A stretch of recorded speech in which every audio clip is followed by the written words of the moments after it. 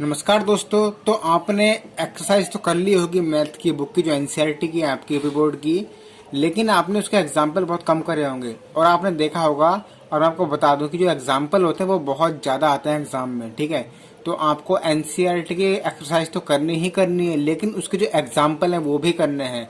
तो आज की इस वीडियो में मैं आपके लिए चैप्टर नंबर 7 जो है आपका निर्देशांक ज्यामिति, उसके मैं आपके लिए त्रिभुज से संबंधित जो क्वेश्चंस हैं, त्रिभुज के जो क्षेत्रफल हैं, 3 बिंदु दिए होते हैं, तो सररेखी वगैरह सिद्ध करने होते हैं। तो 3-4 क्वेश्चन इसमें हम देखेंगे, ठीक है। तो ये हम इस वीडियो में करेंगे। 3 क्वेश्चन में लिए हुए हैं और ये ऐसे क्वेश्चन हैं जो लगभग हर साल इम्पोर्टेंट होते हैं और एग्जाम में पूछे जाते हैं। तो पहला क्वेश्चन हम लेते हैं, उस त्रिभुज का क्षेत्रफल ज्ञात कीजिए जिसके शीर्ष 1 -1 -4, 6 और -3, -5 है। अब त्रिभुज के क्षेत्रफल के लिए हमें क्या चाहिए? त्रिभुज के क्षेत्रफल का सूत्र चाहिए। 3 बिंदु दिए होते हैं, ठीक है। तो हम यहाँ पर 3 बिंदु लिख लेंगे। पहले एग्जाम में किस तरह से कॉपी लिखनी है इस तरह से आपको बताता हूँ मैं। तो पहले इसको हम लिख लेते हैं बिंदु, ठीक है। 1, -1, -4, 6 और -3, -5।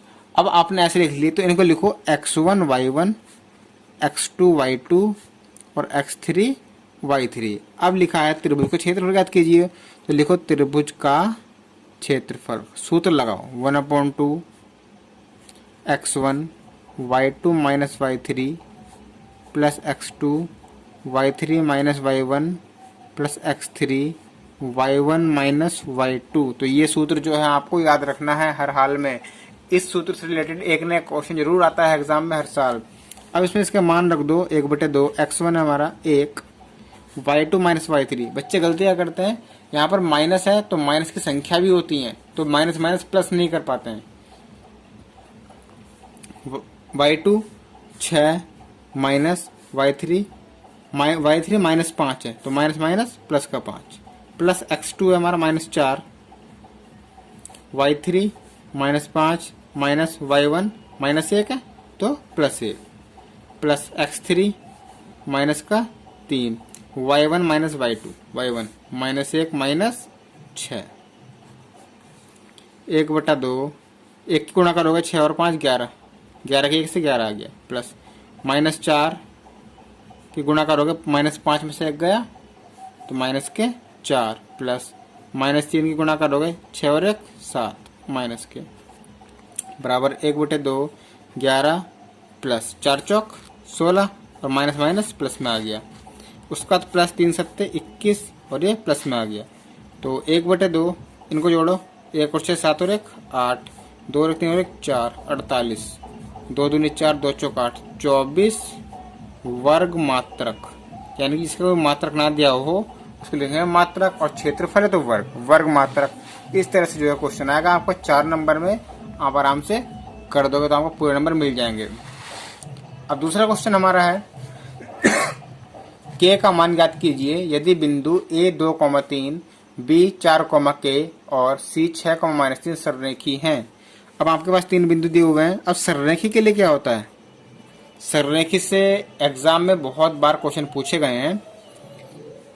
तो यहाँ पे बिंदु लिखता हूँ मैं 2, -3 4, k 6, -3। ये हमारे 3 बिंदु दिए हुए हैं, ठीक है। तो इसको लिखोगे x1 y1 x2 y2। जब भी त्रिभुज का कोई क्वेश्चन दिया जाए तो सबसे पहले उसका यही काम करो, बिंदु लिखो x3 y3 ऐसे करके लिख लो। अब लिखा है यदि बिंदु सररेखी है, तो सररेखी के लिए होता क्या है? सररेखी के लिए त्रिभुज का क्षेत्रफल जो होता है वो 0 होता है, ठीक है। तो हम लिखेंगे यहाँ पर सररेखी के लिए त्रिभुज का क्षेत्रफल बराबर 0। अब सूत्र लगा दो 1/2 x1 y2 - y3 plus x2 y3 - y1 plus x3 y1 - y2 बराबर में 0। अब ये क्या होगा? जो 2 है ये भाग में है, ये गुणा में होगा, तो 0 की गुणा में 2 गया तो 0, यानी कि 2 यहाँ से खत्म हो गए, 0 हो गया। अब मान लगा दो 1/x1 2, y2 - y3 k y3 minus है तो plus x2 4, y3 - y1 y3 -3 y1 है 3 तो माइनस का है प्लस का, प्लस x3 जो है x3 हमारा है 6 y1 minus y2 minus 3 minus y2 है k बराबर में 0।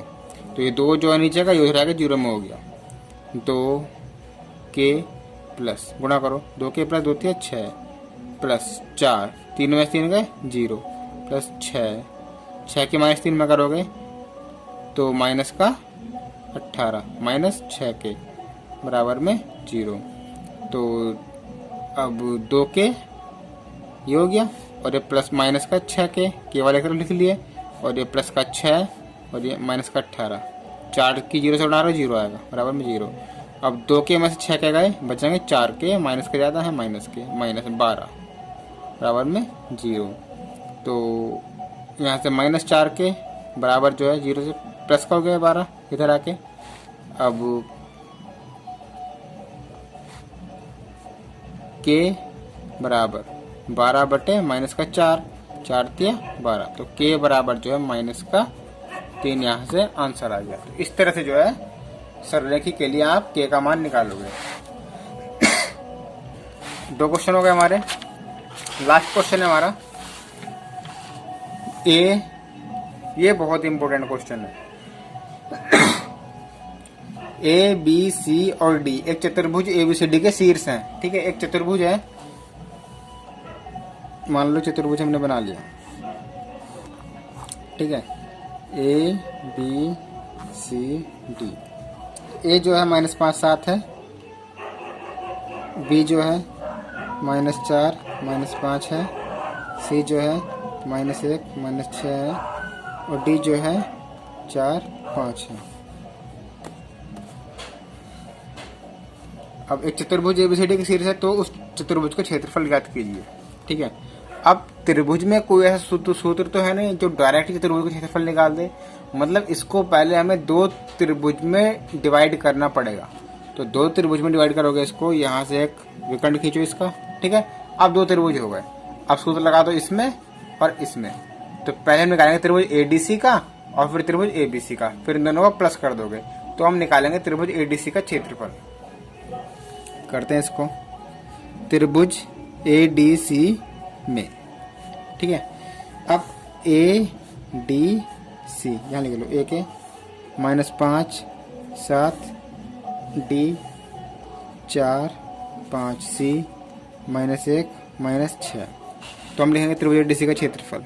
त्रिभुज एडीसी का क्षेत्रफल बराबर 1/2 x1 y2 - y3 plus x2 y3 - y1 plus x3 y1 - y2 बराबर 1/2। अब मान रख दो x1 जो काम पीछे कर रहा हो वो भी यहाँ पे करो, x1 y1 x2 y2 x3 y3। x1 है माइनस का 5 y2 - y3 तो y2 है 5 माइनस y3 6 है तो प्लस का 6 हो गया, प्लस x2 है 4 y3 - y1 तो y3 हमारा कितना है माइनस का 6 माइनस y1 जो है 7 है प्लस का, तो माइनस पहले का लगा हुआ है, प्लस x3 जो है माइनस का 1 है y1 - y2 7 माइनस y2 जो है 5 बराबर 1/2 माइनस का 5 6 और 5 11 प्लस 4 7 और 6 13 माइनस का प्लस माइनस का 1 7 में से 5 गया 2 बचा 1/2 11 पंजे 55 माइनस के 13 चौक 52 माइनस के माइनस 2 एकन 2। अब बराबर में 1/2। अब ये तीनों जो हैं प्लस के हैं माइनस के हैं तो तीनों माइनस के जुड़ जाते हैं वो, तो 2 और 2 4 और 5 9 2 और 2 4 और 5 9 5 और 5 10 माइनस का, ठीक है। अब 2 से करोगे इसको भाग, ये आ गया हमारा 109/2। तो यहाँ पर हम देख सकते हैं कि जो हमारा त्रिभुज का जो क्षेत्रफल है वो माइनस में आ रहा है, ठीक है। लेकिन त्रिभुज का क्षेत्रफल माइनस में नहीं होता है, इसलिए हम इसको लिखेंगे प्लस में, ठीक है।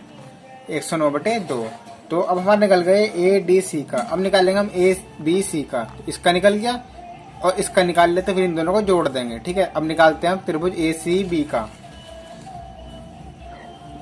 त्रिभुज ए बी सी में तो A B C, A B C, ए है -5 7, बी -4 -5, सी -1 -6।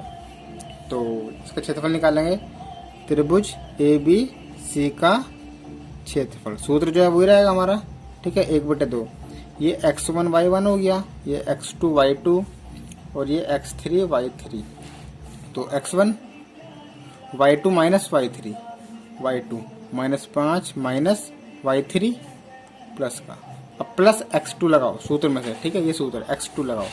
x2 है माइनस का 4, y3 minus y1, y3 minus y1 plus x3, y1 minus y2, y1 7 minus y2 minus का है y2, -5 तो प्लस का हो गया।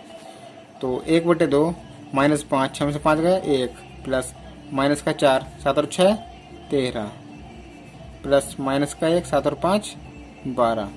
तो 1/2 5 5 प्लस 13 चौक 52, माइनस माइनस प्लस -12 बराबर 1/2 52 माइनस 12 और 5 17 बराबर 1/2